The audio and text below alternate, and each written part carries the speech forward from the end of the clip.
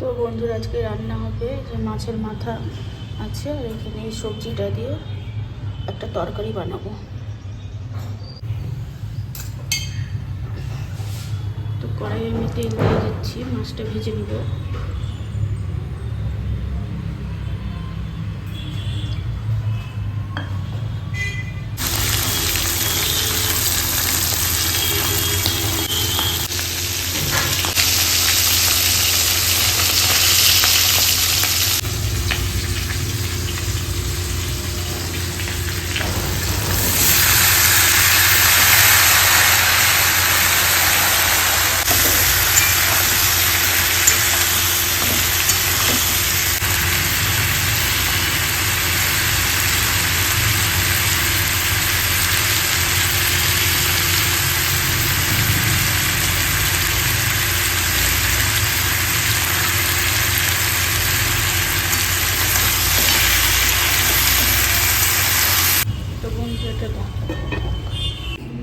Hello friends, welcome back to my channel. আমার চ্যানেলে তোমাদের সবাইকে ওয়েলকাম আর অনেক ভালোবাসা দিয়ে আজকের ভিডিওটা আমি শুরু করছি।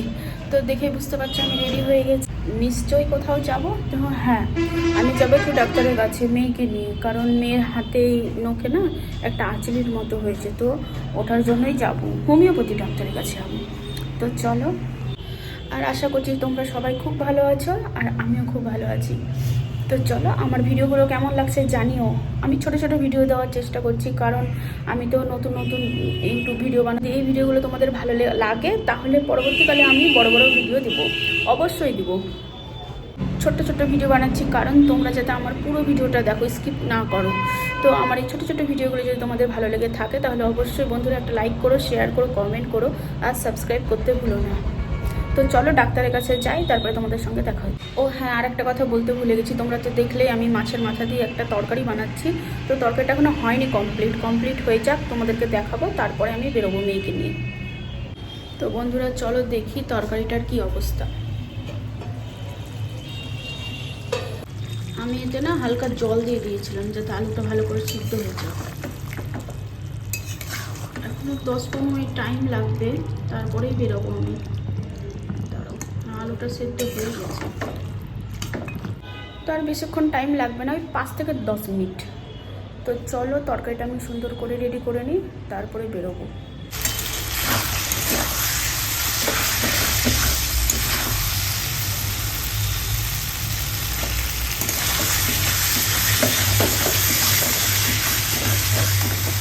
মেয়ে এখানে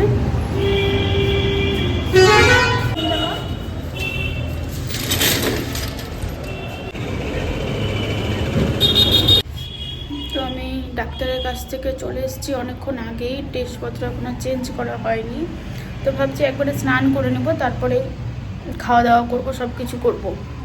মেয়েকেও স্নান করানো এখনো হয়নি। মেয়ের আজকে স্কুল ছুটি ছিল, সেই জন্য আর সকাল থেকে তোমাদের সঙ্গে ভিডিও করিনি। শুয়েছিলাম, ঘুম থেকে উঠে গেছিলাম অনেকক্ষণ আগেই, কিন্তু বিছানাতে এমনি শুয়েছিলাম।